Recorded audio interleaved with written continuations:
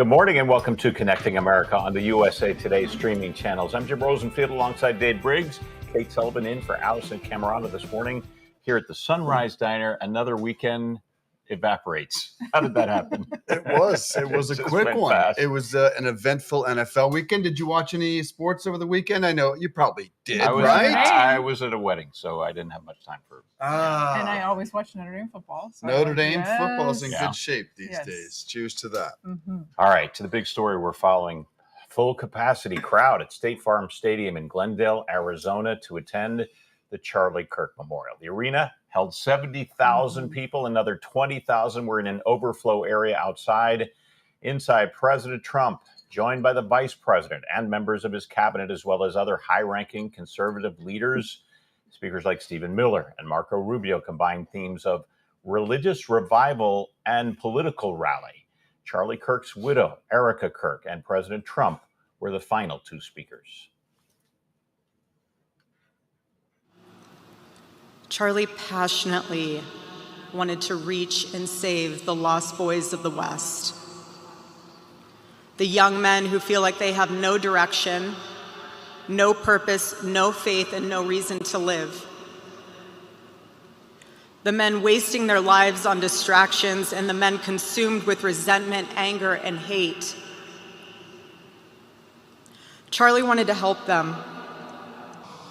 He devoted his life to converting young people to the conservative cause. How did he do? Take a look. How did he do?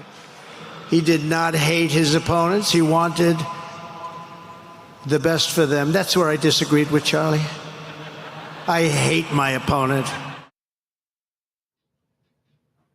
That was a tough moment. Yeah. That was a really tough moment. I just felt it was so disrespectful to Erica Kirk, who did just a heartfelt tribute to her husband. And Erica talked about forgiveness and love, and hate is not the answer. Yeah. She hit on all the right messages. Right after he said that, he said, then, "I'm sorry, Erica," because he knows that she had just said, "Let's not have hate in our hearts." But isn't that disrespectful to Charlie's legacy? That's what I felt so uncomfortable with. This is clearly a man that changed the world, and 90,000 people showed up to honor that legacy. And anything that disrespects that legacy, I'm just curious how the friends and family of Charlie felt about that. Well, it was a funeral. And sometimes you forgot that with all of the pageantry that it felt. It felt bigger than a funeral. Well, it felt like a political rally. It certainly did. It did feel a lot like a political rally. Yeah. You talked about Erica Kirk in that moment when she talked about her husband's accused killer and the fact that she can forgive him. Let's listen to that. Said,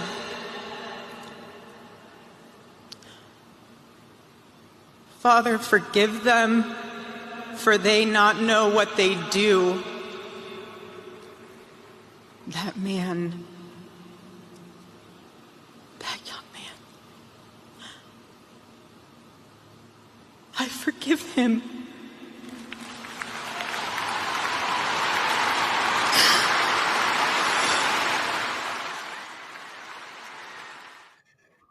That's a goosebump moment right is. there. For her to say those words is truly extraordinary. I don't think I could. I'll be honest. I don't think I could. So I give that woman an incredible amount of credit I do too. for being able to not just say it, but feel it. And she say it relies publicly. heavily on her faith in As coming did Charlie. to that decision. As did Charlie. Yeah. Yeah. Charlie was really deeply connected to his faith. And it seemed like we went in and out of that. And I wish there was more respect shown to Charlie's commitment to the Bible. Another moment that went viral, Elon Musk reuniting with Donald Trump at the memorial. It's been 3 months since their fallout. No word on what the two men discussed. It was interesting to just check out the body language between them two. Seemed jovial, seemed like they were making a joke at one moment. And I think it was it Dana White that was sitting to the right of President Trump as well. So yeah, I'm not really sure what brought Elon there, or what brought these two back together. You remember the tremendous falling out over the Jeffrey Epstein situation. Yeah, and they shook hands. Joining us now is Arizona Republic's politics reporter Laura Gersoni. The Republic had extensive coverage of the memorial, as you'd expect. Laura, thanks for being here. First impressions from the team who covered the memorial. What are you hearing from them? I think our first impressions are this was an event with an incredible amount of energy. I mean, we have been covering massive political events in Arizona over the past couple years. This was the first time that I personally had seen one of our stadiums packed to the brim. Scarce available seats. You know, the last political rally I covered, Trump came to town, also to Glendale, and you know, people were somewhat interested, got maybe a little bored by the end. People started to trickle out. But what my team saw on the ground today was absolutely rapt attention through all of some of the remarks that you've summarized. Just an incredible amount of energy. I think the word on everyone's lips was revival. Laura, we were commenting that we hadn't seen Elon Musk and Donald Trump together in quite some time after their rift. Any more information about what they talked about, or why he decided to attend? You know, none that I've seen. I think I hope we'll learn more in the coming days and weeks. What stood out to me about that moment is that it symbolized a moment of unity for the party. I think, you know, Donald Trump is someone who has been able to rally his party around him and maintain an incredible amount of unity during an administration when he's pursuing some controversial agenda items. But I would say this just cemented, if there was any daylight within the MAGA movement, this got rid of it. You know, Trump said during his remarks that Elon Musk approached him just to say hello and that they had, excuse me, a good relationship. And I think we've seen similar sentiments on the ground in Arizona, you know, in the Republican Party, expressing a desire for unity, expressing a desire to continue the legacy that Charlie Kirk left. So just, you know, it seems like there's a momentum that this has generated that I would expect to propel the party over the next few months and even into the 2026 midterms. I'm sorry. You think there's a message of unity from the Republican Party coming out of this? I must have Certainly misheard within you. certainly within its ranks, I would say. I think that's a fair point. You know, like you all pointed Well, hang out. on. I mean, you've got the president talking about hate and retribution against his critics, and every single politician that sat before the mics prior to this service talked about there was only violence on the political left and demonization. And I hadn't heard a single word about unity until yesterday. Is that what you've been hearing? No, I think that's a great point. I think certainly across the aisle, absolutely not.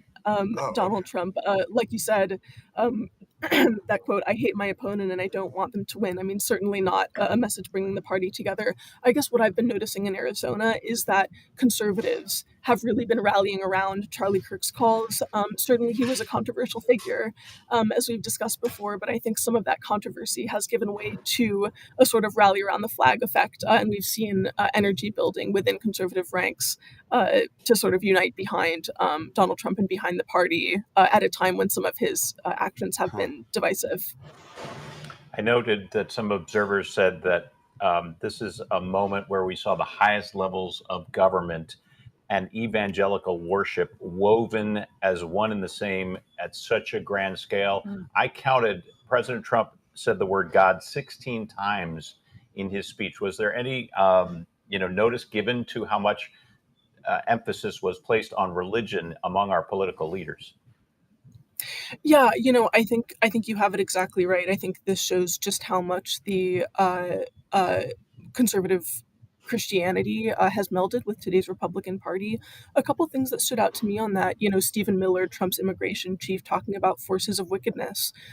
Something else we saw was Trump teasing an announcement on autism. That's one of the most hot button topics available in the news today because of the way that his administration has sort of suggested there might be a link to vaccines flying in the face of scientific consensus. So I think this was, yeah, certainly an event that did not shy away from religion, did not shy away from politics, and leaned into those, quite controversial themes, did not shy away from them, even though this was ultimately a memorial service. And that's what's hard to kind of wrap your brain around. The fact that this was a memorial service, and let's just say it was also a political rally. It would be interesting to hear the behind the scenes minutia of how did this come to be and how was this orchestrated and what was the conversation like with Erica Kirk about this is what we're going to turn the memorial service into, because I'm sure this was a very well orchestrated event. Have you heard anything about, literally what was the MO going into this? Right. What I would say on that is that this certainly the degree of the calls that we saw, the degree of sort of the controversy and the political fervor did stand out to me as new. I had not seen it to this degree in the vigils and memorials remembering Charlie Kirk so far, but it was foreshadowed, I would say, by some of the past vigils. I covered an event at the Kennedy Center in Washington, D.C. last weekend, where we had Carrie Lake, another Arizona figure with a position in the Trump administration, saying that mothers should not send their kids to college, that this is a place they might be radicalized, sort of suggesting that might be what happened to the shooter. So that was a hugely controversial idea. So certainly this was maybe, it reached a new fever pitch at the memorial service yesterday, but it was not altogether new. Laura Grissoni from the Arizona Republic, thanks so much for being with us. Appreciate your coverage of this really historical moment. I mean, as someone who doesn't really agree with much of Charlie Kirk's, perspective, I have a tremendous amount of admiration for what he accomplished, what he built, the way he went about his business, which is open dialogue with his critics. And there's another thing that really stands out to me about Charlie that is in stark contrast to the message of the party at the moment. He laughed at those who made fun of him. He actually laughed at himself. South Park pulled down the episode mocking Charlie Kirk, and Charlie Kirk's people said, no, Charlie loved it. And there's a clip of Charlie laughing about it and saying they did an awesome job of mocking me. So I wish there was some respect of the way Charlie went about his business. He laughed at himself. He didn't want his critics silenced. He actually wanted to engage them face to face. And that's where I find a really contrasting message right now. What's so remarkable also, Dave, is the turnout. I mean, think about it, 90,000 some odd people who came from outside Arizona to be there. This man changed the world. So, Donald Trump would not have been elected without Charlie Kirk. That is extraordinary. Right, at this memorial, think about that was acknowledged. J.D. Vance said as much. We wouldn't be here if it were not for Charlie Kirk. All right, and we continue to have other news that focuses on gun violence yet again, Kate. Yeah. Let's change some gears here. And a wedding in New Hampshire descended in chaos this weekend. It all started when witnesses told police a man shouted "Free Palestine" and opened fire at the reception. This happened this past Saturday at Sky Meadow Country Club in Nashua. Police say 23-year-old Hunter Nadeau, a former club employee, started shooting at people at the wedding reception. 59-year-old Robert Stephen DeCesar was killed when police say he was trying to protect his wife and daughter. Investigators say there is no known connection between these two men. 2 others were also shot. They're expected to be okay. Nadeau was arrested and charged, and police say the motive is unclear. It's why there, right? Like, why there? Yeah, we don't know. It's not clear. Other major news we're following. Major break with the U.S. policy. The UK, Australia, Canada, and Portugal formally recognized a Palestinian state. In a televised speech, British Prime Minister Keir Starmer says it's about reviving hopes for peace. Canada becomes the first G7 nation to take this step. Israel's Prime Minister Benjamin Netanyahu is blasting this decision, calling it a, quote, prize for Hamas, and says it rewards terrorism. This recognition comes on the eve of the UN General Assembly that's getting underway in New York City. France and other European nations expected to follow. Dave. All right, we'll hear more about the Israel-Gaza conflict at the annual gathering at the UN as pressure keeps mounting for a ceasefire. Palestinian President Mahmoud Abbas is scheduled to address the General Assembly in a taped address after his visa was not approved by the U.S. to attend in person. Meanwhile, Israel continues its ground offensive into Gaza City to go after Hamas targets. Israeli military told residents to leave Gaza City, and while hundreds of thousands did, many more remain in the city while the ground operations intensified as that situation just continues to worsen. And I don't really see many hopes for a peace deal on the horizon, unfortunately. And we'll be watching what happens at the UN, and just gridlock alert, right? For anybody in and around New York City, be aware. Sidebar, it is a tough time to be in and around New York City. All right, one of the world's most active volcanoes is sitting quietly this morning after it erupted for several hours Friday. Hawaii's Kilauea volcano experienced its 33rd episode, reaching its highest one since July. Lava reached between 700 to 800 feet in the air. Past episodes reached fountains of lava more than 1,200 feet. The last time this happened was December of last year. Oof, wow. Look at Let's this. check out some of the pictures. Yeah, it's Yeah, hard to spectacular. consider those stories without seeing the Right. lava spew That's into just the air. But remarkable. It that is. it's a true wonder. I mean, it's It is. devastating and destructing, but it's beautiful as well, seeing a Yeah, it's volcano stunning. erupt. And it may erupt sometime next week Mhm. as well. Hey, let's check in with AccuWeather meteorologist Alex De Silva with more on that and a look at our coast-to-coast forecast. Alex, good morning to you.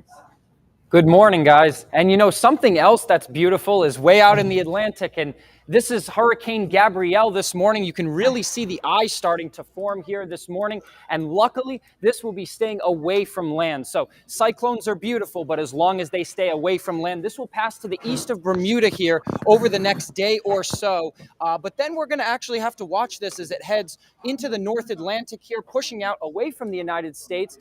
But the Azores, I think, are going to have to keep an eye out for this later on this week. And then the rest of the Atlantic is starting to finally heat up. We had such a quiet period during the month of September here, of just unusually quiet. Lots of dry air, lots of wind shear, keeping a lid on the tropical Atlantic, but I think that lid is finally starting to bust open here. 2 areas of possible development here over the next week or so. This red area is an area I'm pretty concerned about that could be developing. The good news is I think this area probably follows a similar track to Gabrielle out to sea. This other area, a little bit closer to the Bahamas, is associated with a tropical wave coming west. This area, September 26th to September 28th, I think is the time frame we're going to have to watch this. This area is going to be pretty favorable for tropical development. So I think anyone along the East Coast here needs to at least keep an eye on what happens in the tropics here over the next week or so. All right, Alex De Silva for us. Thank you so much. Connecting America is just getting started. Up next, the pressure is on for Attorney General Pam Bondi as Trump tries to take down political foes. We'll look at the political ramifications right after the break. Stay with us.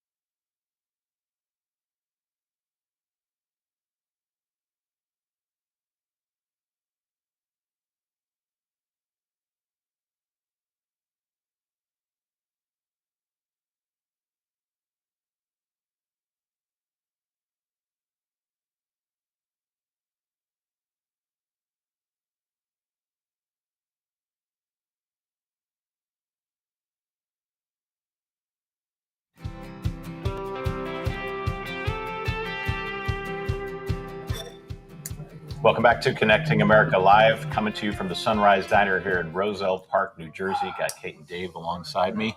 Good to have you guys here this morning on a Monday. Great Good to be here. Happy Monday. It's Yes. hard to say happy Monday, I know it but is. it's a big Monday night football game, by the way, if you guys are around tonight. Ravens Lions, potential Super Bowl preview.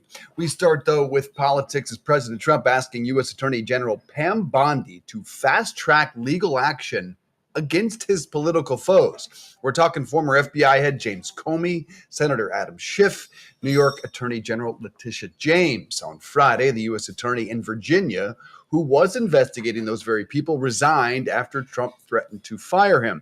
The president also addressing Bondi on Truth Social on Saturday in what appeared to be a direct message made public, later deleted and cleaned up. It called on Bondi to hire one of Trump's former attorneys as the replacement U.S. attorney. I'm sure we can read some of this for you. I do have it here. It was an extraordinary message because it was the quiet part out loud, right? It was the quiet part out loud, and it was messaged to Pam.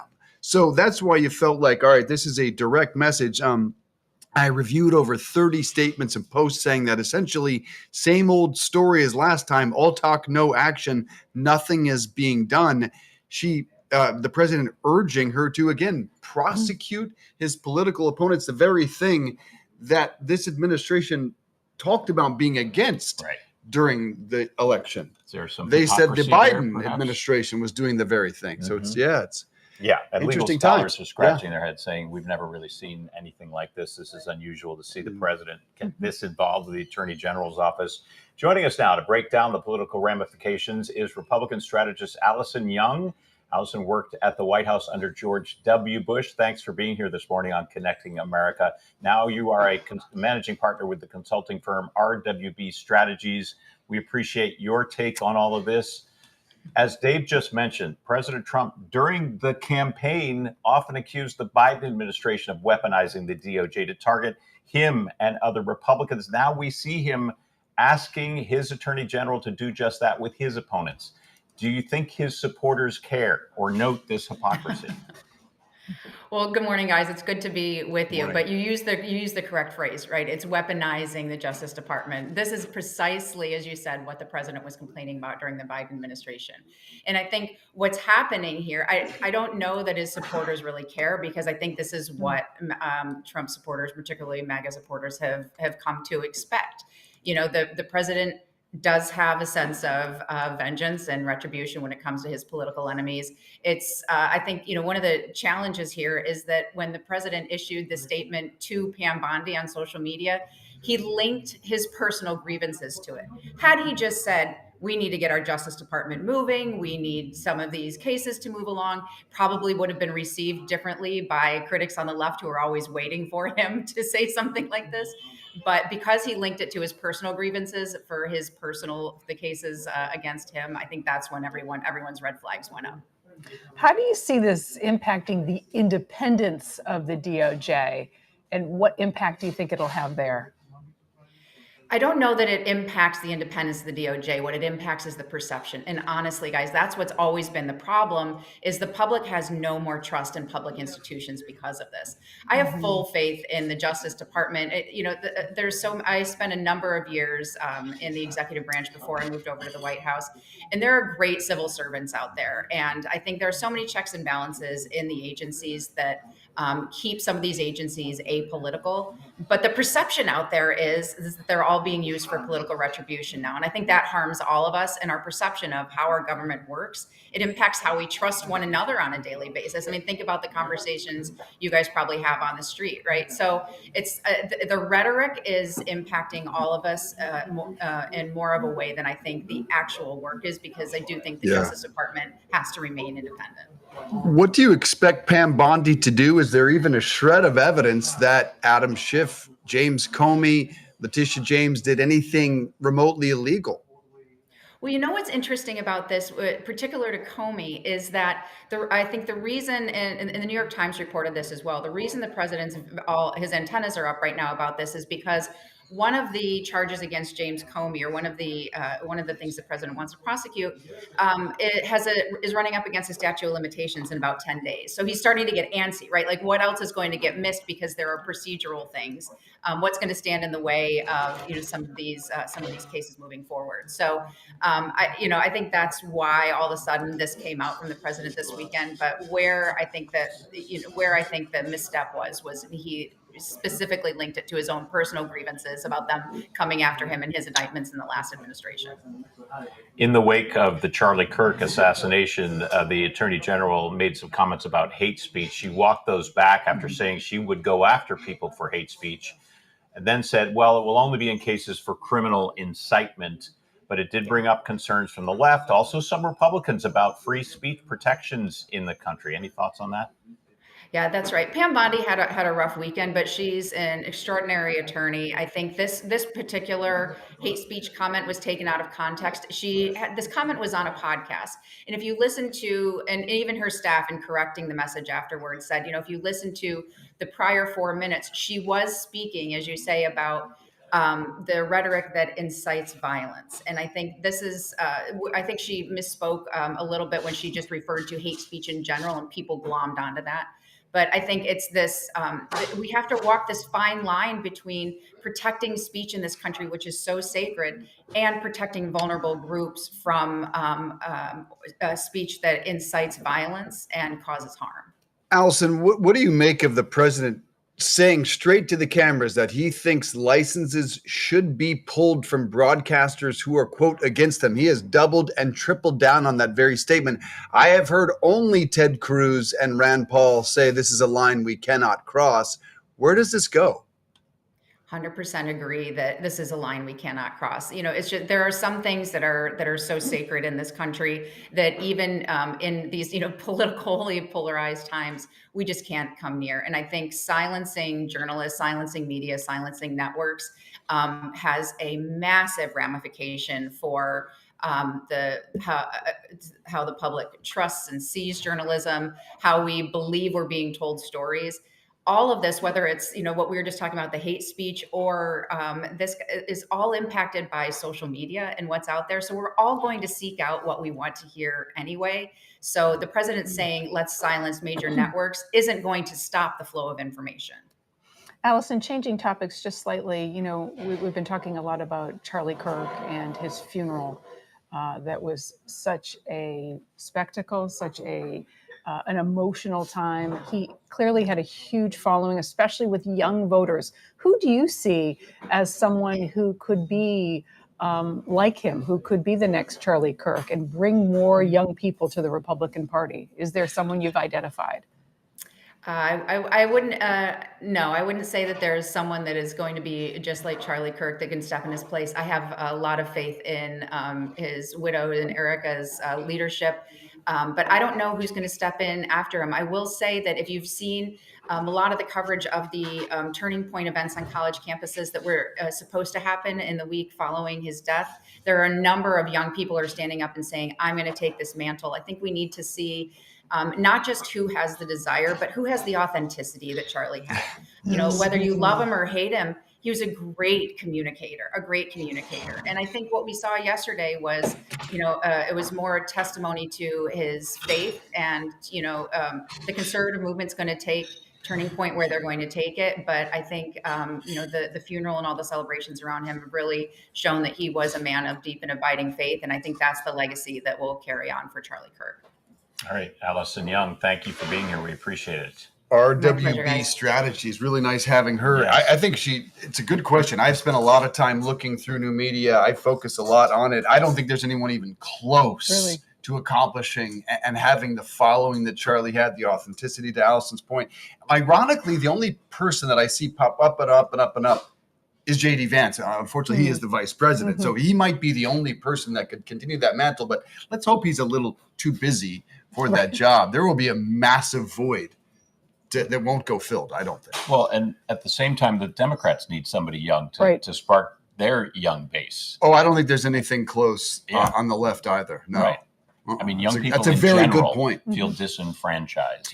Well, We certainly should mention AOC, who can galvanize young people like no one on the left, together with Bernie Sanders. That they can bring crowds together like no one in politics short of Donald Trump.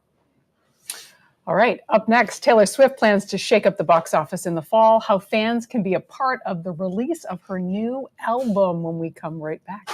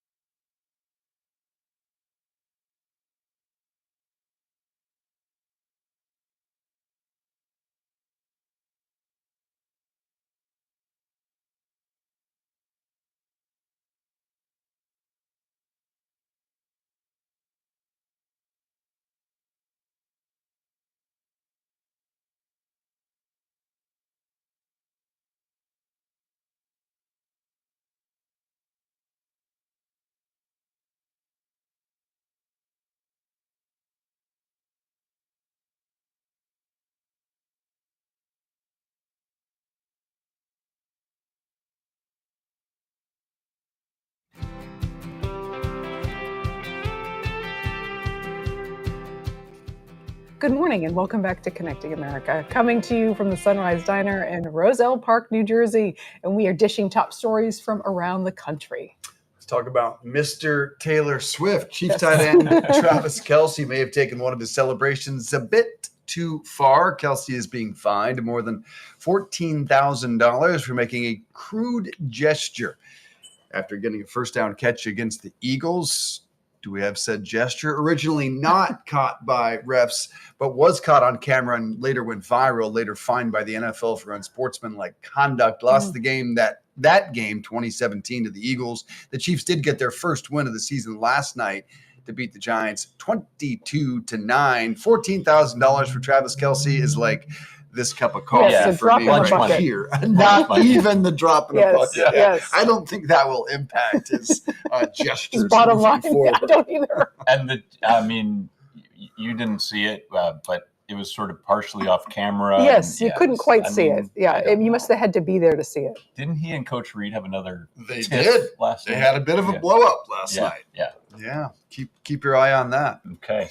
Taylor Swift, meanwhile, busy sending invites to all her fans for a very unique album release party. Did you get yours? I missed that. Anybody here? You can join other Swifties at your local movie theater on October 3rd to watch Taylor Swift, the official release party of a showgirl. The theatrical release coincides with the release of her album. Maybe you've heard about this, The Life of Showgirl. People who go to the theaters will see the first music video from her new album. They'll get some behind the scenes footage and the making of the album. Pre-sale tickets for the movie already $15 Wow. million. Oh my gosh. Expected to make up to $50 million.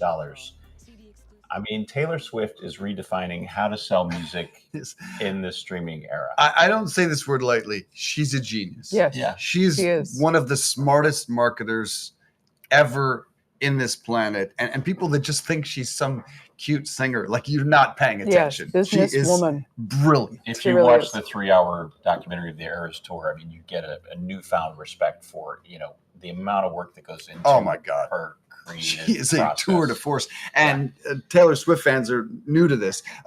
There was a ticket issue over the weekend. Like, it was so swamped For trying this. to get tickets Right. that the AMC website was Right. freezing and shutting down. My daughter Yeah. got them within 2 minutes. I was not invited. Theater owners hoping love we could this go. too, right? Getting people back into those theaters. Oh, I can't Yeah. imagine what this means. Now, they're only $12, which is a really nice Yeah. gesture for Taylor Swift, because she could have easily charged 30 or 40 Well, it's her and fans 12 would have paid it. But great, yes, for theater owners to get some butts back in seats. And she can get Travis's 14 grand from the proceeds from this. Maybe she needs They'll to. be okay. And it's her 12th album, so that's why it was only $12, and it was released at 12/12. So she, when you talk about being a business genius, it's every element of it is so Aren't some strategized. schools teaching her marketing? Harvard, now? UCLA, yes. More than a dozen Yeah. are teaching courses dedicated to Taylor Swift. Yeah, Right. it's incredible. All right, let's talk about the cost of healthcare. Yeah, for some people. it's really interesting. Amazon is announcing a major change to its employee benefits, slashing the cost of health insurance to just $5 a week. The company says the new plan will start on day one for full-time workers, part of a $1 billion investment to lower costs and raise pay. That's pretty good. Copays, usually go around $40, so they're going to drop from $40 to $5 for doctor visits.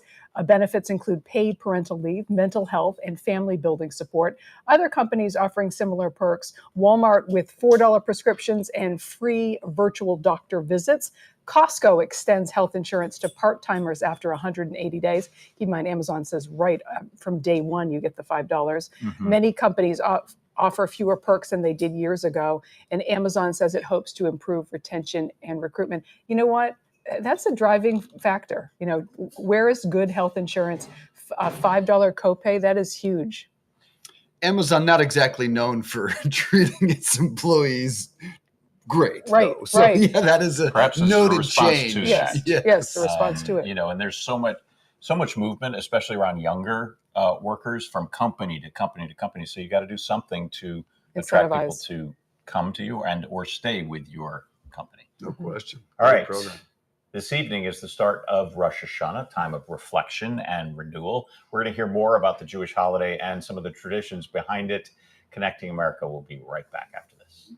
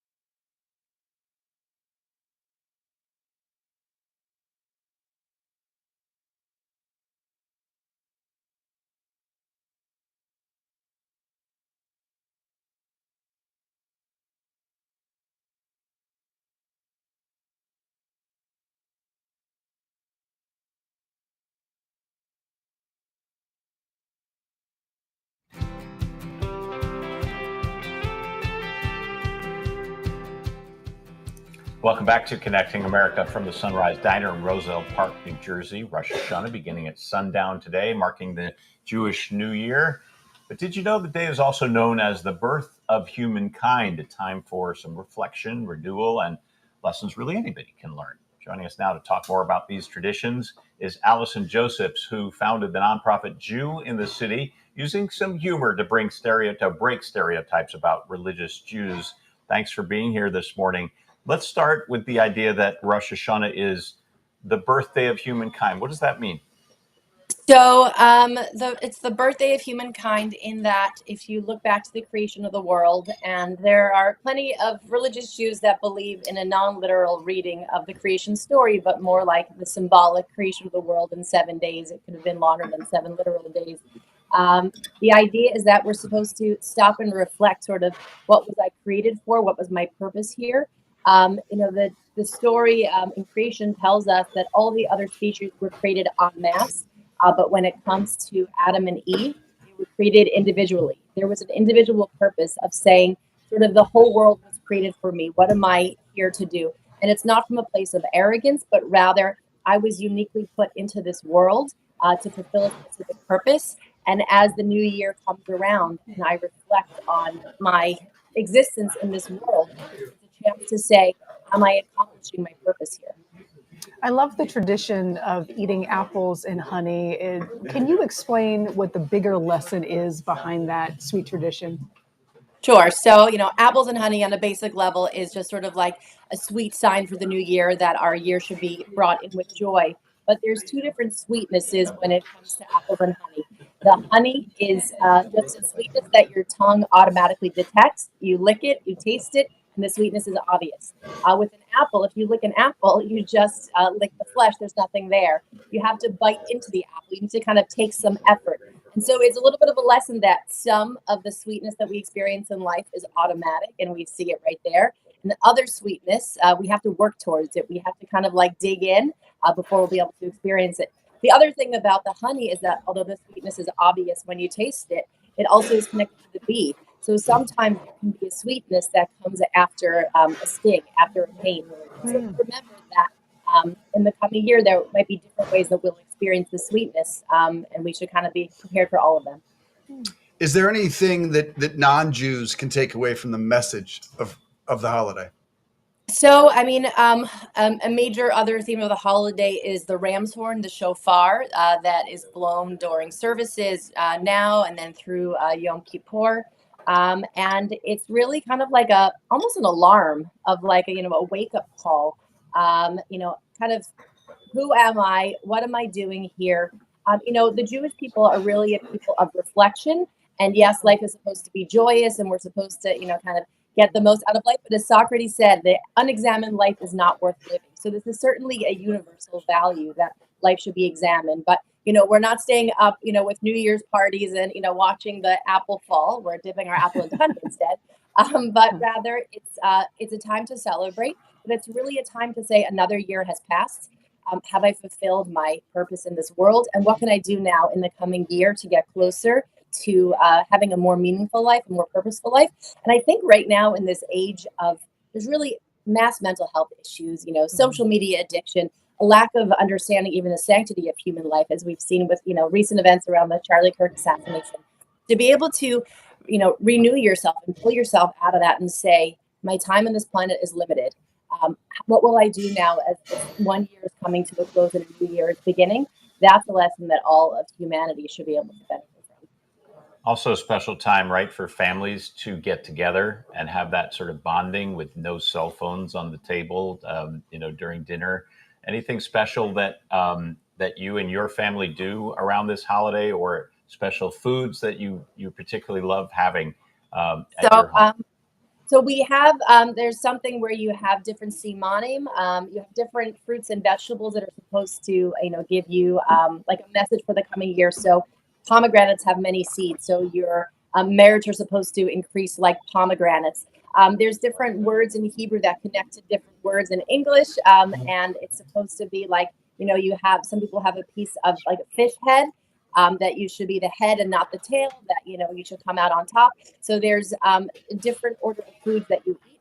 But a thing that's just our family. Nobody else does it. My mother-in-law puts sprinkles on her challah this time of year to kind of, rainbow sprinkles to kind of bring in like extra color, extra festivity, extra sweetness. So my kids actually look forward to this all year long, where we get to eat like sprinkles. Oh, I love that. We're all for Yes. rainbow sprinkles. Just finally, where can we find you on social media, and what are you hoping to do with all the feeds? I'm sorry, I just didn't hear that last question. What did you say again? Where can we find you on social media, and tell us about you? So Jew in the City. On pretty much every platform you can find Jew in the City. Oh, thank you so much, Alisyn. I love that. You don't see sprinkles on challah very often, but I can see why her kids will remember that year after year. Very cool. We're joined by a special guest, Rich. Rich is putting his arms up because he's not sure he qualifies as a special guest. Absolutely. You are Why special, not? Here I am. And you said to me earlier, what do you want to talk about? What's on your mind? I mean, what's the focus of Rich right now? When you wake up, what's the first thing you're thinking about today? Well, I was raised in a Christian household, and I want to see this country go back to Christian foundations. I mean, do you feel like we are? Slowly, yes. I mean, you have to fight, and that's what we're all about. Were you an admirer of Charlie Kirk?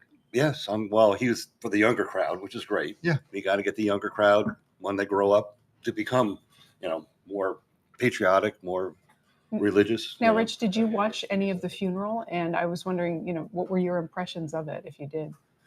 I didn't see the funeral. No, Okay. I'm kind of out of the world news-wise, but I know that he stood for, raising our children to have a faith, to have a patriotism to our country, and that's great. It's what we need. Something at that level. Him gone to be a big void, but then again, people will step up. Other people in his wife is stepping up. And that's great. I mean, we have a lot of religious leaders today that are pushing patriotism, but they're being held back. How would you handle if she ran for office, Erica Kirk?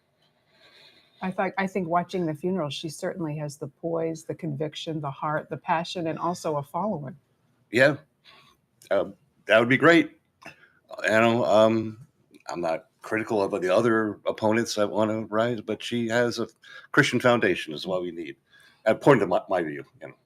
Do you worry at all when you talk about bringing Christian faith back into our country, and we've got to fight for it, that it might make others feel excluded when you talk about Christianity? The whole thing about Christianity is we're all embracing. Yeah. We take people for who they are. If they have a different faith, that's fine. We don't argue with them that you should come to us and you have to be Christian, but just as long as you respect who I am, respect the path I'm on, and don't tear me down, don't cut me out, don't box me out of it. His wife, Erica, talked about forgiveness and love and even said, I forgive Charlie's killer. Do you feel like that message is actually being reflected in those who are trying to... I don't want to dive too far into the politics, but do you think the party is embracing the things that Charlie did, which is have dialogue with your critics? I bring up Trump and Putin. I mean, he wants to have dialogue with his enemies. They aren't enemies until you're enemies. I mean, you're friends. You have to make friendship first. That's... With Putin? Well, I'm just saying from Trump. You have to make friends with him. You're saying they can have a dialogue. They can have a dialogue, yes. Changing gears here, are you a regular here at the diner, or this is a I'm special in here morning? I have a plane to Orlando.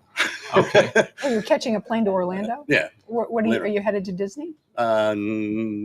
Maybe the other venues down there. I have a timeshare. So what are you eating this morning? Yeah, That's the most important what is question. on the menu? Nothing greasy. Little pancakes, maybe. Little pancakes? Yeah, little pancakes and egg. Little syrup, coffee. Butter. What do we do? Oh yeah, How do we do it? the whole thing. Yeah, powdered sugar. Yeah. Okay. So it's not there yet. We're not making you wait. No, I'm done. I'm done. Oh, you're finished. I'm okay. done. My girlfriend wants to get going. Okay. We'll get out of here. We don't want to make you late for your flight. Thanks for being here. here. They can wait. She likes to get really early to these places. So. Good. Rich, thank you. Safe travels to Yeah, you. we Yes. appreciate Appreciate you joining sitting us. down with us. Okay, anytime. Go catch that flight. Thank you. All right, if you want to connect with us, you can download the best of Connecting America every day, wherever you get your podcasts. Just type in Connecting America in the search bar. You can also find us all over social media at Facebook, Instagram, TikTok, wherever you like to surf. Yeah, and as we go to break, Connecting America's fitness correspondent Jenna Wolf has an easy at-home workout routine you can do while you wait for your morning coffee to brew. Take a look. From my relatively small kitchen. That's okay. I happen not to have 60 straight minutes today to do a workout. It is a particularly busy day for me. I don't even have 45. Frankly, I probably don't have 30. What I do have is a desire for some coffee and some mean hunger pain. So I'd like to make some breakfast. Now, while I'm doing all those things, I could easily pick up my phone and scroll aimlessly. Or what I could do is fill those 15 minutes with 15 minutes that I most likely won't find later on in the day. Okay? Follow me. Here we go. But Jenna, you don't have any shoes on. That's okay. But Jenna, you don't have any space. That's okay. But Jenna, you don't have any equipment. But Jenna. I got you. It's all good. 15 minutes, very little space while your breakfast is being made. Let's go. First up, coffee. Coffee, very important. While coffee is being made, I got 5 minutes to work with. So I'm going to give you 5 exercises. You're going to do 1, minute 2, minute 3, minute 4. All right, here we go. Minute 1, right? Start your clock. Here we go. I want arm swings. You're like that? Yes, I'm like this. Get some blood flowing in those arms. Move them around a little bit. You've been in one position all night. You're going to do this for a full minute. Minute number 2, we're squatting or sitting down in a chair. That's it. I'm just squatting nice and easy for a full minute. Wake everything up. Take your time on this first round for a full minute. Minute number 3, coffee starting to brew. I got push-ups. I'm going to go up against the counter. Feel free to go on the ground or on the counter. And if this is really hard for you, you can go up against a wall and push off. Remember, it's early in the morning. You're just waking up. Number 4, let's work some abs. I'm going to do some claps under my knee. I do this for a full minute, right? I'm crunching down. Knee up, crunch in. Clap, clap, that's minute 4. And number 5, again, back on the countertop, I'm going to kick a leg up, alternating, kick a leg up. 5 minutes, guess what? Coffee is done. Now say we're going to make some breakfast, right? So I'm going to take a piece of toast, sourdough, throw it in here. Let me start it. I started it. We're going to do that whole thing again. The 5 minutes, right? Because look what it says. 4 minutes and 35 seconds. Minute 1, 2, 3, 4, and 5. Now I want an egg, right? Got to have a little protein. Woo! Can't believe that worked. Now I go and do the same thing again. 5 minutes. I got coffee. I got toast. I got an egg. I got a 15-minute workout in. And if that's all I do today, I'm completely fine with it. Sometimes I actually get more done on the days that I don't have a lot of time than when I have all day to myself. You can't find time? Make it. That's the key. I just made 15 minutes right here, and I'm well on my way.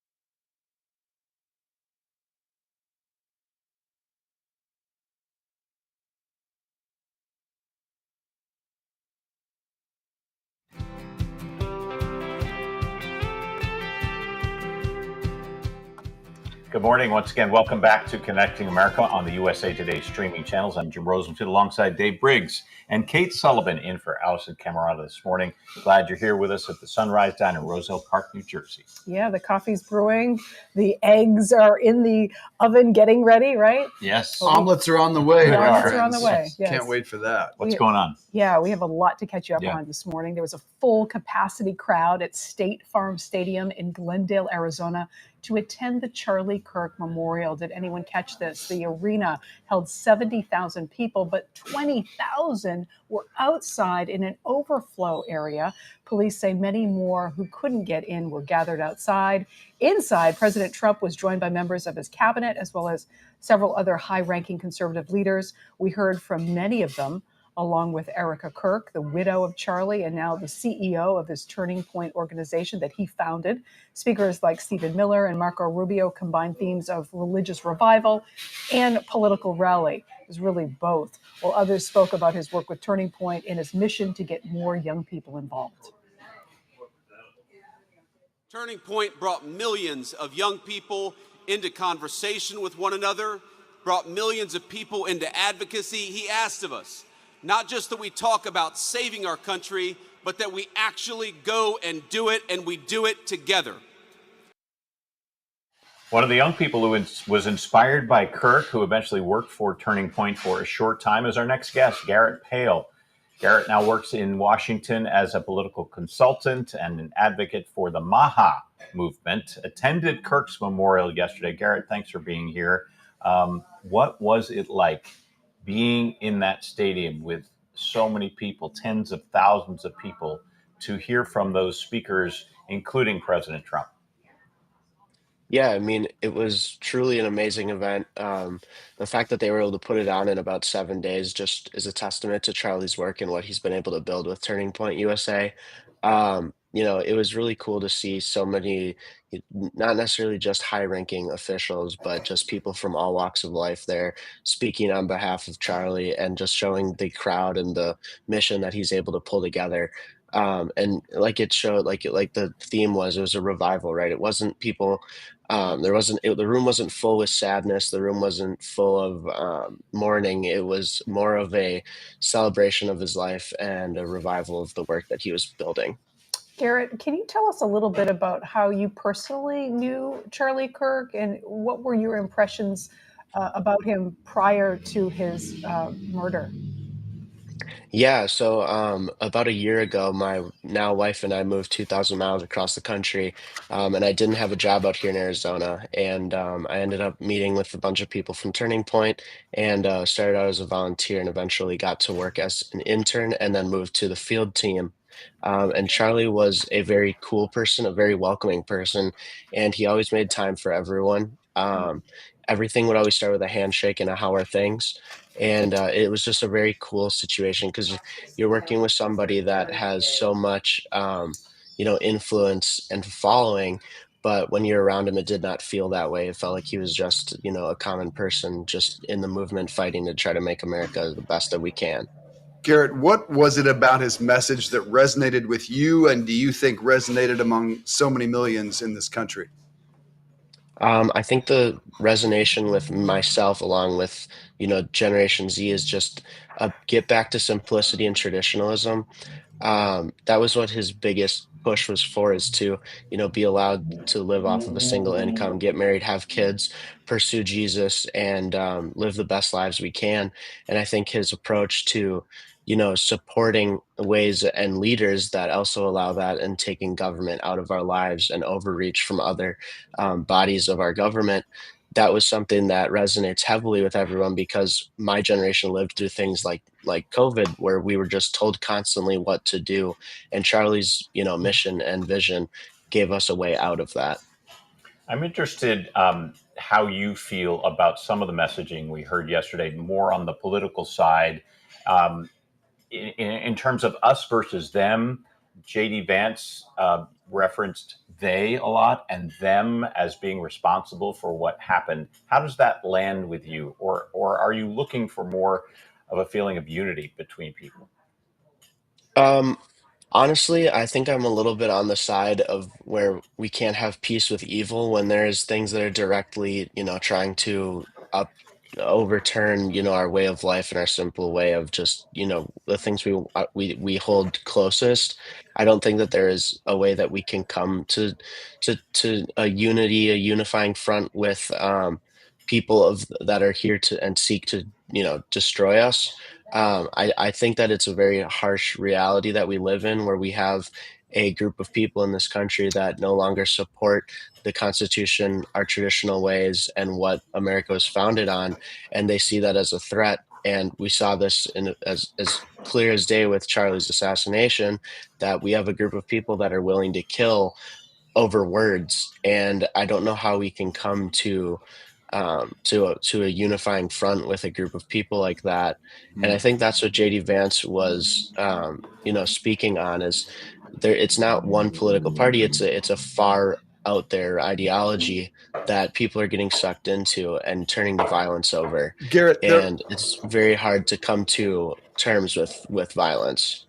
if there were two moments that stood in stark contrast to one another, Erica Kirk emotionally said, she called for forgiveness and love and said, I forgive Charlie's killer. And then the president of the United States said, I hate my opponents.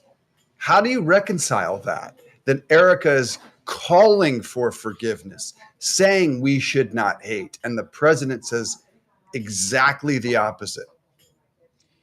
I think that's just a contrast of personalities. We know that, like, Erica, for example, is one, we can't speak on like where her reason is coming from, because none of us have gone through something like this. I think that her message is definitely the message we need to be portraying, but I think there's a difference between unifying and forgiveness.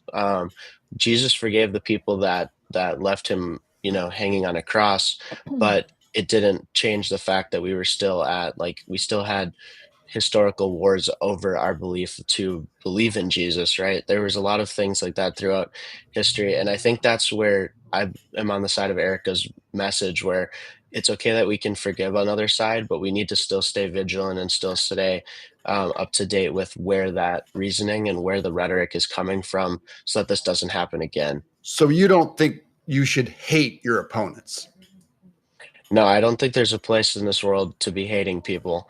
I don't think that it is necessarily an American principle to hate. It's an American principle to forgive, because we are a Christian nation. And but I do believe, though, that we still need to stay vigilant and stay up to date with what is happening, so that things like this don't continue and things like this don't become a common factor of this country.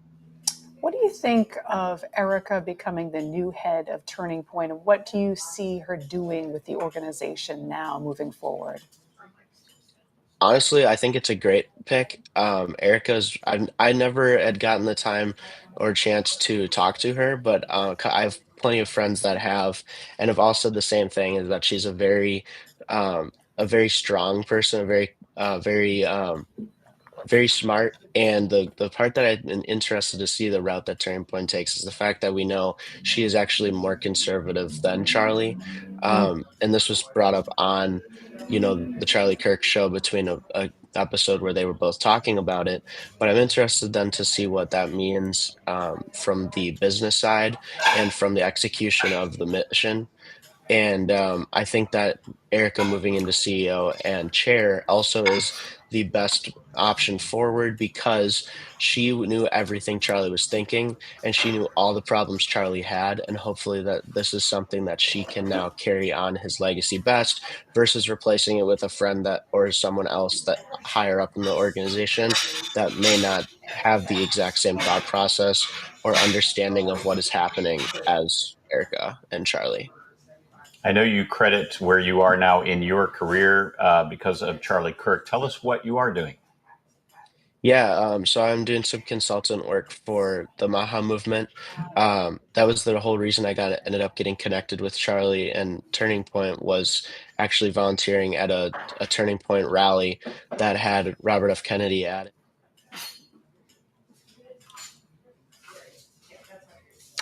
Well, we I think unfortunately lost Garrett, but really nice to have his perspective on the program this morning. It was particularly for me nice to hear him say we don't want a message of hate. Yes. That is nice to hear that his followers do not want that.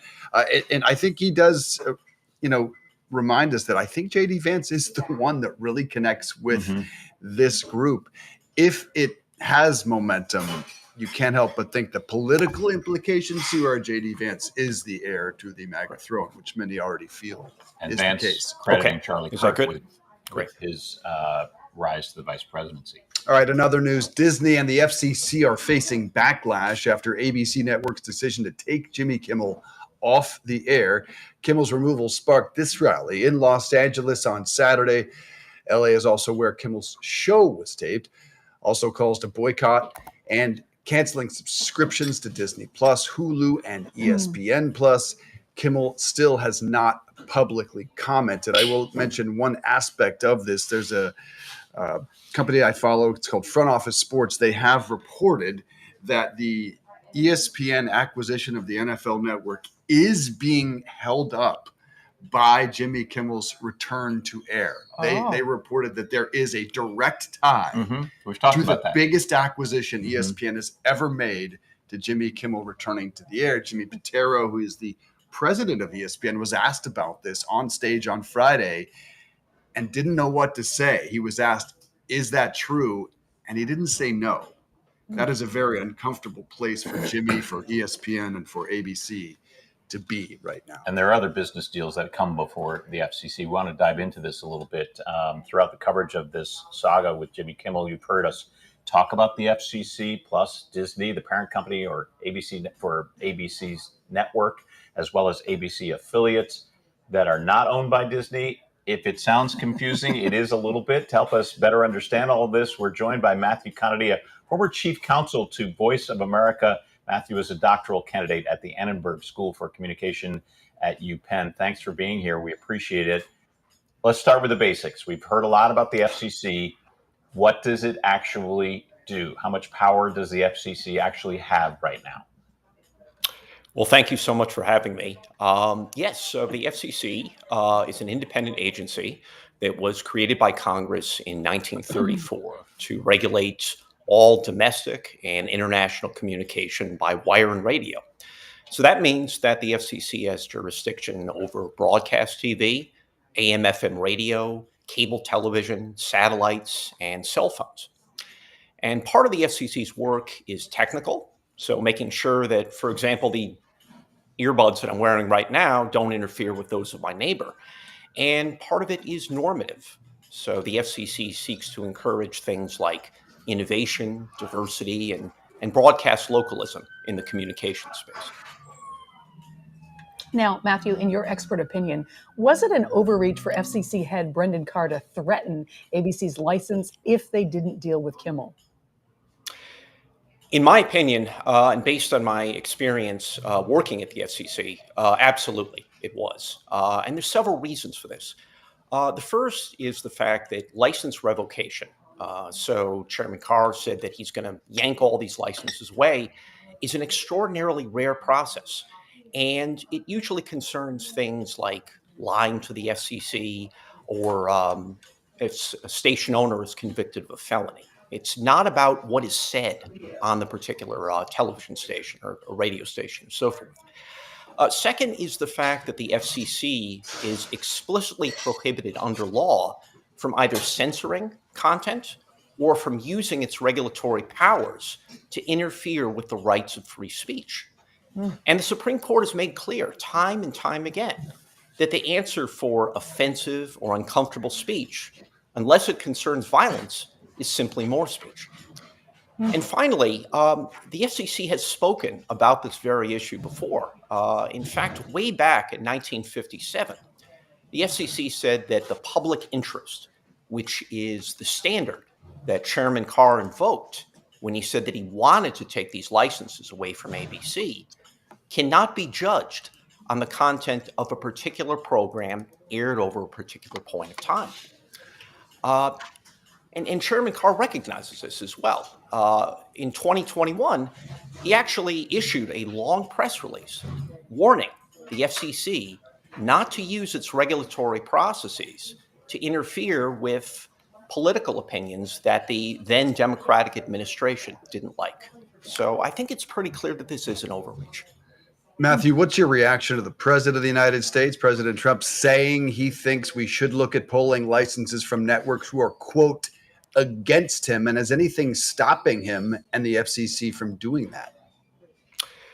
Well, I think the major impediment there from stopping is the fact that Chairman Carr apparently is taking his cues from the White House. As I mentioned just a few moments ago, the FCC is an independent agency. It is not a part of the executive branch. It answers to Congress. And I'd add on this, too, that we have seen this before. In the 1970s, President Nixon said that all of the broadcast networks were against him. He criticized time and time again the so-called political bias. And he pressured the FCC to take retaliatory action against these networks. And the FCC at the time pushed back very hard against President Nixon and said, while you may have your opinions about what's being aired on the nightly news, we are going to follow our own regulations and our own judgment.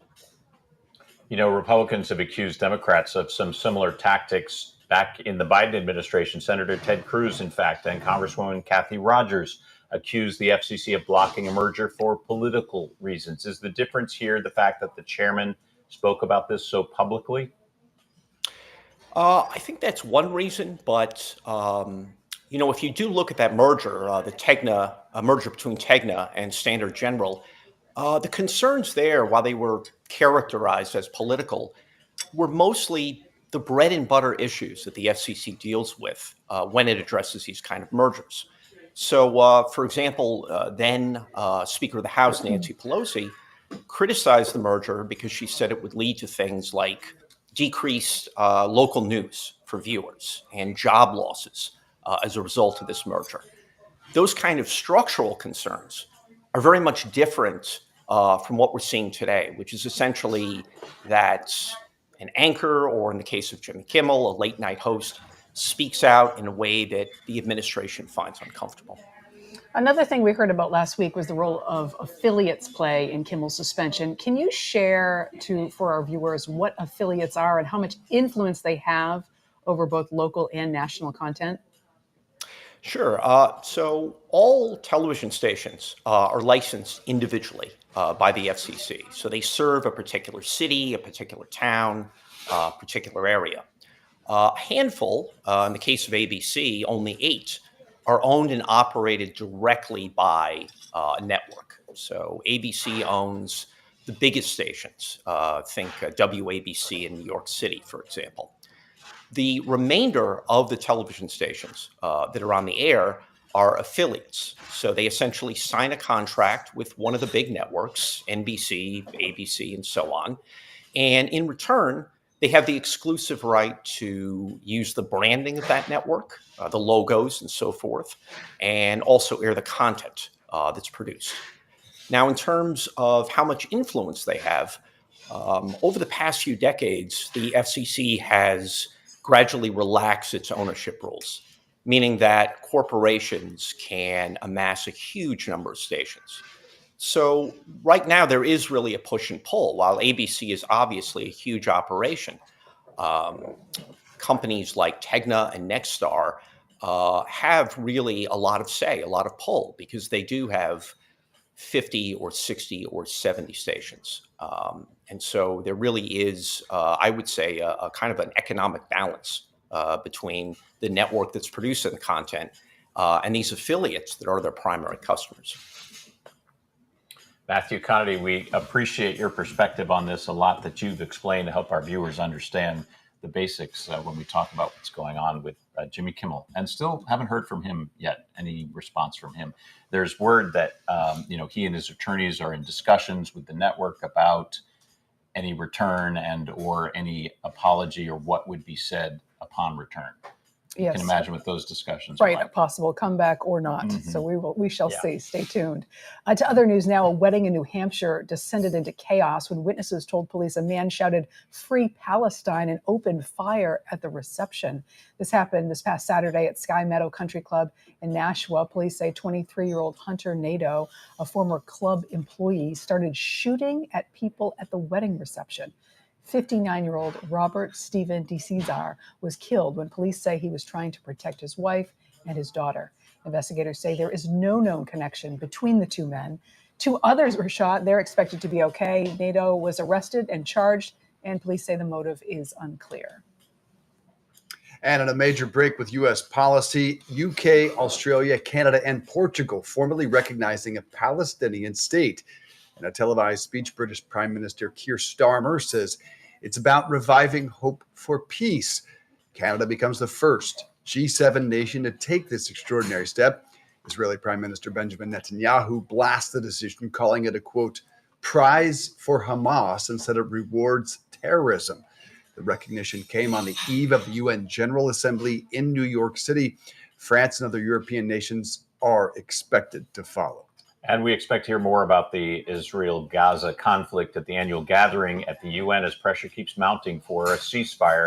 Palestinian President Mahmoud Abbas is scheduled to address the General Assembly, but in a taped address. That's after his visa was not approved by the U.S.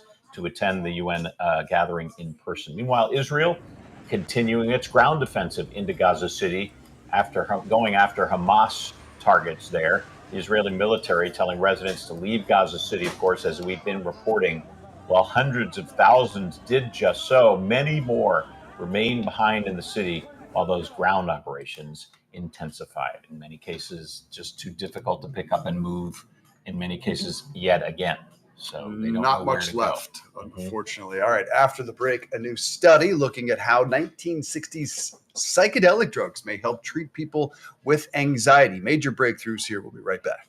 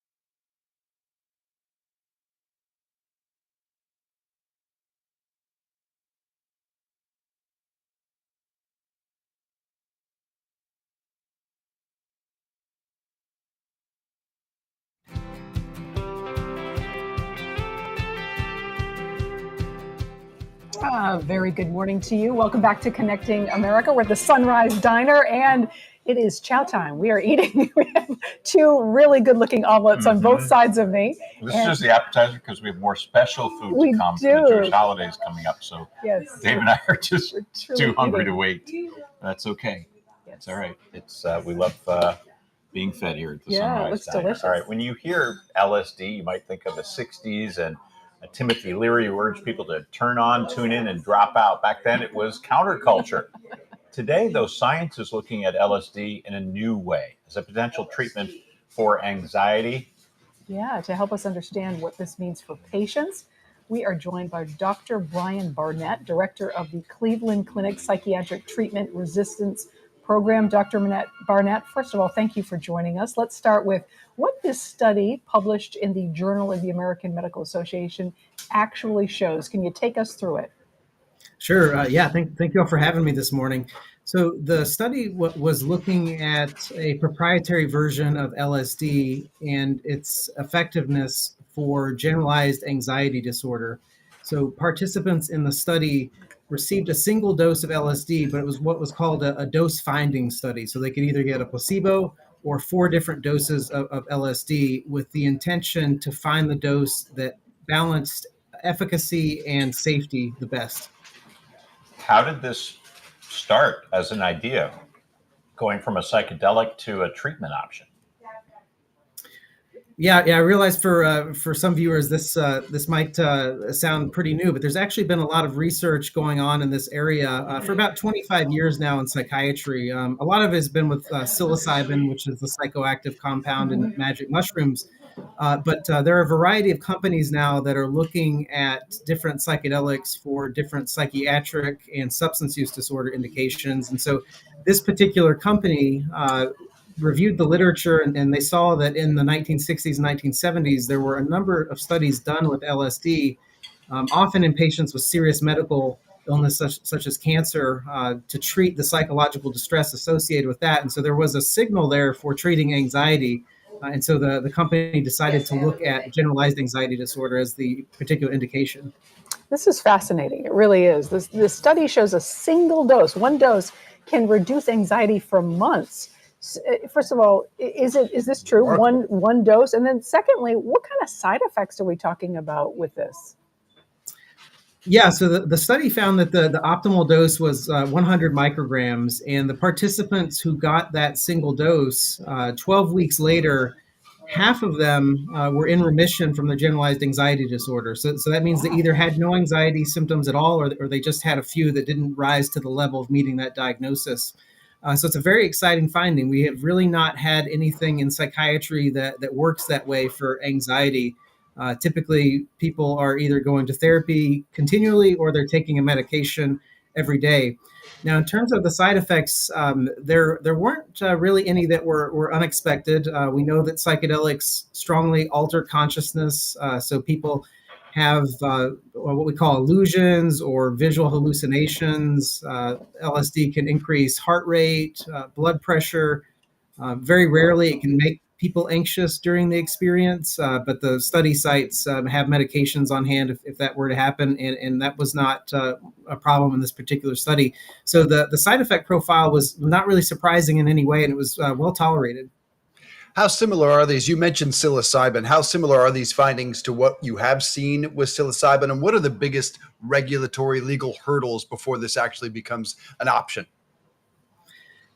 Yeah, that's a good question. So psilocybin has not been looked at for anxiety in particular, but there have been studies with depression, and the magnitude of the effects there have been pretty similar to what we see with the LSD for generalized anxiety disorder. So the drugs do work in a similar manner. They do have some differences. LSD lasts longer than psilocybin, but it does seem to be in line with the results that have been found for psilocybin.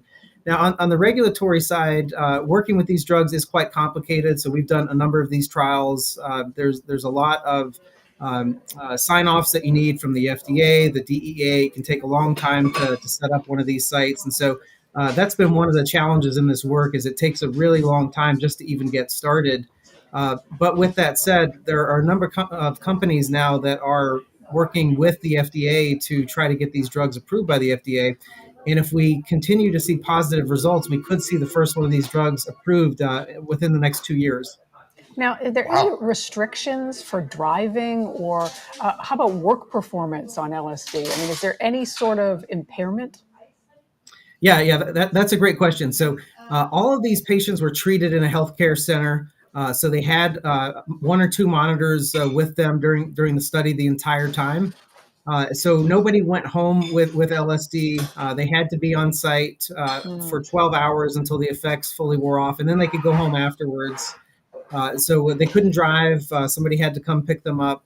So with these drugs, there are certainly a lot of safety precautions. And if we do see them eventually approved by the FDA, I think they would only be administered in a healthcare facility. I don't see a future where people are getting these at home. Right. Yeah, that makes sense. In these doses that you're talking about, are people actually having hallucinations? Are they tripping, or do they not feel that level of impact? Yeah, they are. So the optimal dose here was 100 micrograms, which is essentially what people would buy on the street if they were taking LSD. So that's the dose where people can have pretty significant illusions, hallucinations, sometimes what we call mystical experiences, where they feel like they're at one with the universe or God. So it can be some pretty transcendent, profound experiences for people. The lower doses were tested, doses on the order of what a lot of people describe as microdosing, but those were not found to separate from placebo. I've been reading a lot about the effect of ayahuasca on mental health. It's really interesting to see some of these drugs and the impact, and it's very hopeful, isn't it, for people who really suffer with anxiety or in some cases depression, and to see something that could actually move the needle. Yeah, it is. We have a lot of patients that we're able to help in psychiatry, but for most conditions, there's around a third of patients who don't respond to the medications that we currently have. So we are doing everything we can as a field right now to explore different options and see what else we can offer people in the midst of the mental health crisis that's going on. So it's a very exciting time for the field and patients. Yeah, Dr. Barnett, we really appreciate your insight today. Thank you. Have a great day. From the Cleveland Clinic. Yeah, it's interesting. All right, if you're planning a party this fall, first thing you need to do, you need to find some good weather. Second thing, home improvement expert John Culinari is here to help you get your backyard ready. I'm Alisyn. I am so excited to be with you today on Connecting America. We are actually at my house in my backyard here, and I'm going to be giving you guys some tips, some ideas on how to start that entertaining, getting your outdoor space, specifically your patio area, set up for family and friends, and what are the tips and tricks to really having a great entertaining space. All right, so the first thing you want to do, you want to create certain zones that people can be comfortable in, and they have different functions. First things first, I came out, I wiped everything down, super easy. The polywood material and all the furniture you see is the polywood furniture. Very easy to wipe down. It's something that you don't have to worry about. So all those maintenance issues that you're nervous, like, should I leave my furniture out? Should I take it in? No worries here. It's recycled plastic, very easy to maintain, and that is why I love it. What you see is I've created a sitting area, so when people come over, before we're ready to eat and really hang out at the table, we come here, we have drinks. You can see that I have my outdoor rug all set up here. I love using ruggable rugs. It's just something that it's super easy to keep outside. It doesn't fade.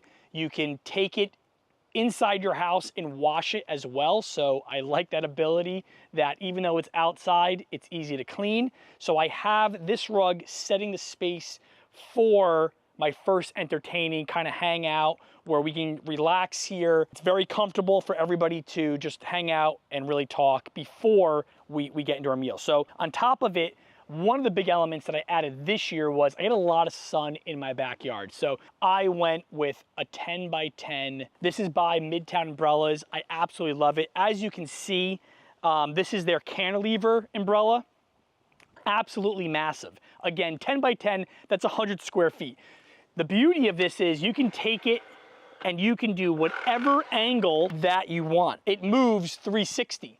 So I can move this depending on the time of day, how much sun. The other part that I love about this umbrella is as it starts to get dusk and night, it has built-in LEDs that are on the frame. So nighttime, this creates a nice area that we can entertain, hang out, and have light that comes down from the umbrella. So this area really creates a beautiful, I'll call it an outdoor living room area that really allows your guests to kind of hang out, have a couple of drinks, talk, relax before you actually get into making your meal. So the next area that you want to create is your eating area, right? You are outside, you want to have an eating area for the family and friends to come over. So as you can see here, again, I have the polywood furniture, easy to clean, easy to wipe down. I've done that already. After we are done eating, then we like to enjoy ourselves and sit by the fire pit. So let me show you the fire pit area and the outdoor TV. Come on. Down at my lower patio, I wanted this to be the area where it's a hangout, that we have a fire pit. Super easy. This is propane. Lights in a second. You can really just enjoy yourself while you're sitting out here. Then on top of it, we have the outdoor TV. I wanted to have an outdoor TV that wasn't stationary. I wanted something that was mobile because, as you can see, we're in different zones of my outdoor space. So I have this mobile cart that I've mounted my TV on. I can move this around. It's a Wi-Fi TV, very easy to operate. So this was really important to have this mobile cart that allowed just for the ease of really moving throughout the property and having that entertainment. All right, so this necessarily isn't a zone. This is kind of the backbone of my entertainment space. This is an RTA outdoor kitchen. It comes with all of the Coyote different appliances and storage areas. So what's great is when you're ordering this outdoor area, you have both of them combined. You have the Coyote brand, you have the RTA brand where there is no maintenance. Again, no maintenance on the stainless steel, and it makes the install in designing your outdoor kitchen super, super easy, which is always the key when you're setting up your outdoor space. All right, thank you everybody for joining me on my outdoor space and my outdoor patio. Hopefully you've seen some ideas and some inspiration that you can do in your outdoor space, having those family and friends over, and figure out how can you create those zones that are in your outdoor area that allow you to have those great functions. So thank you for joining me. Hopefully I'll see everybody again soon on Connecting America. Thanks.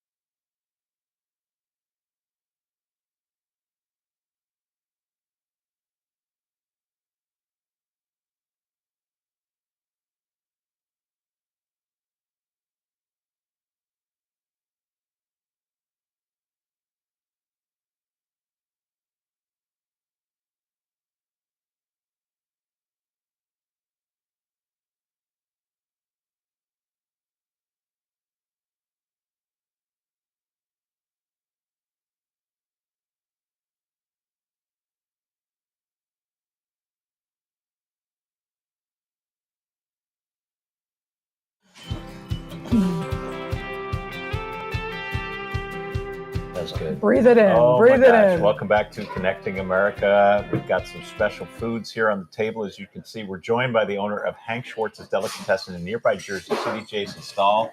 Thanks for being here this morning on Connecting America, bringing in some goodies for us, in particular in connection with the Jewish High Holy Days. Yes. Well, good morning. Thanks so much for having me. Yeah, pleasure being here. What did you bring? Yeah, I mean, the this smells looks fabulous. I appreciate that. So tonight is the start of Rosh Hashanah, start of the Jewish High Holy Days.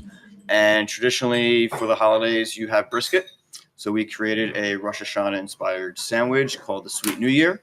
And that is right there. It's chopped brisket with a horseradish mayonnaise. Oh, horseradish mayonnaise. And it has caramelized onions on it for the sweetness on a Kaiser roll. That looks incredible. Yeah.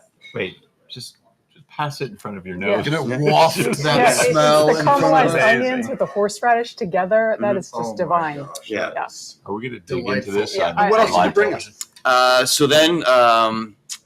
So 10 days later is Yom Kippur. And for that, we brought in, so traditionally when you break fast for Yom Kippur, you kind of have the smoked and cured fishes and bagels, cream cheese and all. We brought in a sandwich that some viewers may recognize. It's called the Larry David.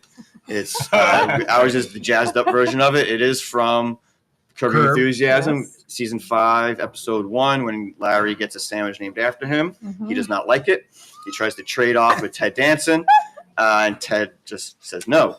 But if you think about it, it actually is the most perfect sandwich because of all the elements. What's so in it there? is it's sable fish or black cod, our jazzed up whitefish salad, which has dill, lemon zest, shallot, black pepper, Dijon mustard, pickled red onion, and caper cream cheese. And today we put it on an egg everything bagel. Oh, wow. That, Yeah. I mean, I could The just taste Larry some of the David, flavors yeah. as you're describing it, especially the capers and the red onions. I'm a savory person. That just screams a great Yeah, savory. it's got savoriness. It's got the acidity, the brininess from the capers and all. Why is it so far away from Kate? Yeah. She can't even get a bite. I know. There's plenty here for all you to have. Thank you. And then a couple of the noshes we brought. What is this over here? Yes, so that is salmon candy. Salmon candy is really big in Alaska, the Pacific Northwest, where salmon just runs wild. I think it just comes out of every faucet out there. I'm going to try that salmon candy. Never in my life have I heard of salmon candy. Traditionally, out in Alaska and there, they smoke their salmon candy. We do not have a smoker, so to kind of emulate it a little bit, and to backtrack, salmon candy is more, it's not quite jerky, right? But it's still got that chewiness, but it's not as dried Jerky out. is a good parallel. Yeah. It's like the salmon version of jerky. That's a great way to put it. So we cure ours in kosher salt, brown sugar for 4 days. We add our pastrami dry rub, and then we age it overnight to kind of give it that candy shell, still chewy center. And everyone always asks, at the farmers markets, like, what is salmon candy? I always have samples of it. People love it. It's a good talker. You can just snack on it. It's a great bacon substitute because of the texture of it. In what way? A baking system? No, bacon. Oh, sorry. Yeah, I thought you said baking. Okay, sorry. My chocolate For chip the cookies. sweet lover in me, this Yes, right here is to speaking me. end your meal, with Rosh Hashanah, you do want a sweet New Year. So we make every year an apple honey olive oil cake. It's got delicious. cinnamon, cardamom. Yeah, and cardamom. Yeah, so Now, slice into it. Jason, Yes. it's a little hard to Yes. eat the sandwiches on It air, is, but sure that is is. a It camera doesn't scream friendly. breakfast food. piece of It's much bread. more of a lunch. I'm always curious, just talking to business owners like yourself, how difficult the environment is right now with things like inflation, and are you seeing customers spend more, spend less? What are you seeing out there? So I am situated at 2 farmers markets in Jersey City, Moist. Riverview Park and Van Voorst Park, and I'm amazed at the support of not just my table, but all the vendors. Jersey City, they are full support of small businesses. It's especially at a Jewish deli where, even without inflation and tariffs and everything, it's a very expensive product. All the fishes and the meat, but it's been.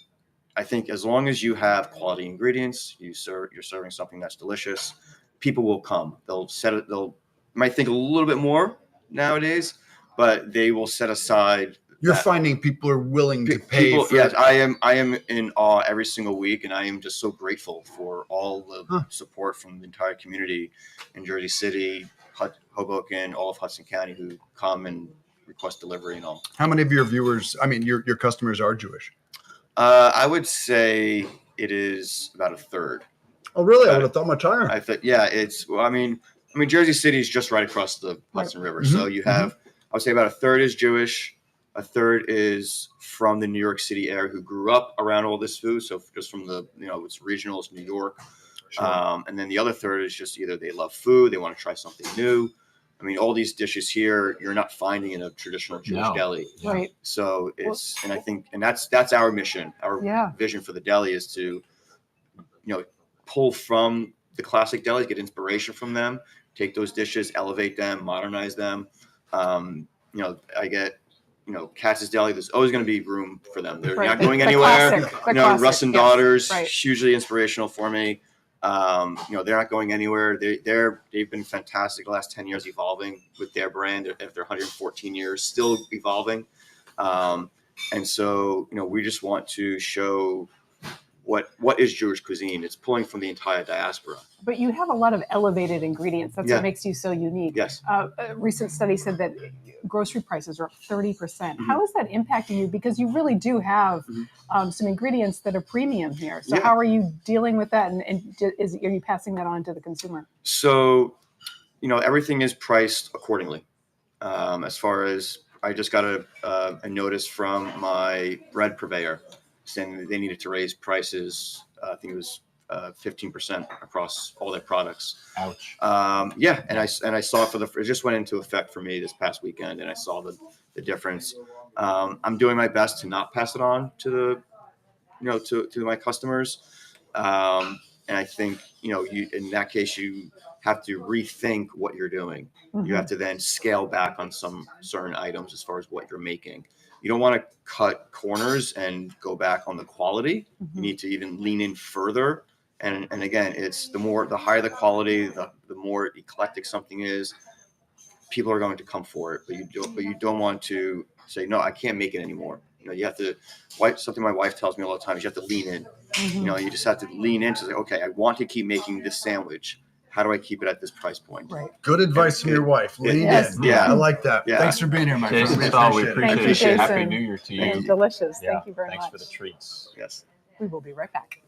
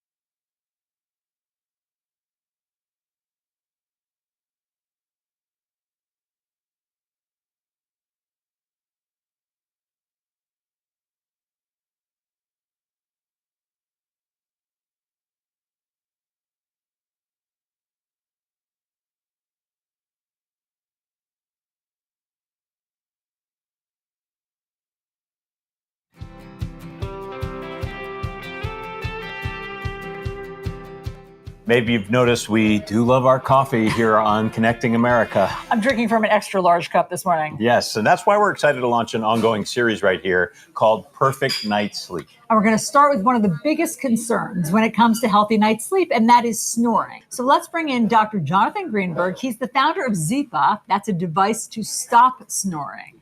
Dr. Greenberg, thanks for being here. Before we talk about Zipa specifically, snoring, we know it's annoying, but why is it also a health concern? When somebody is snoring, they interrupt that deep sleep.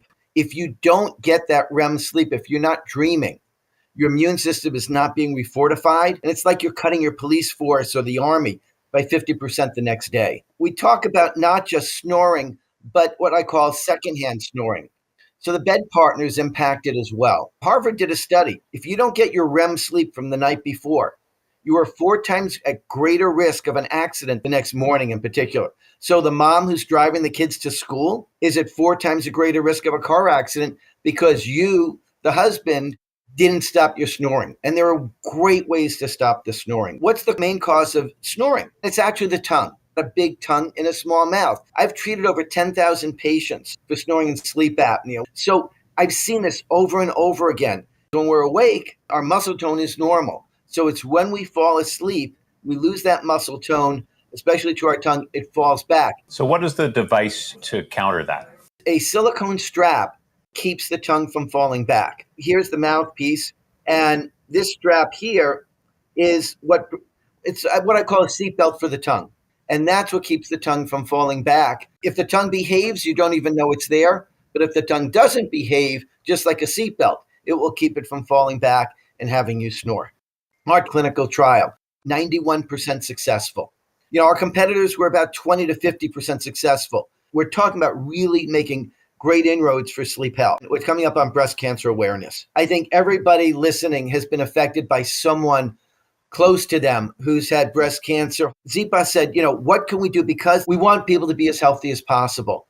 And so our goal is to actually donate $50,000 to Susan G. Komen by the end of October, which means selling through 5,000 of our mouthpieces. The mouthpiece normally is $99. We're taking $10 off, so it'll be $89. We're donating $10 to Susan G. Komen on every mouthpiece sold, and we're giving a 30-day month supply of the mouth tape as well. We've sold over 500,000 of these. Our return rate last year was 4%. We know that it works. So we extended our money-back guarantee from normally 30 days to 91 days. We're not worried about anybody returning it. We want them to take the time to make sure they're successful with it. People always say, how do I spell Zipa? I came out of the 60s and 70s. So we played our records backwards. We did everything backwards. Well, Zipa is happy Z spelled backwards. So I said, what does everybody want? We want happy sleep. So happy Z. Zipa is happy Z spelled backwards. Doctor, thanks so much for all the information. Really interesting. Go to zipa.com. Use the code PINK, as we were talking about for breast cancer awareness, or the word REST, which is what we all want, to 511-511. Again, zipa.com. The code PINK or REST to 511-511, and you'll be helping to fight breast cancer and stop your snoring. And keep watching Connecting America to learn how to get the perfect night's sleep. Text fees may apply.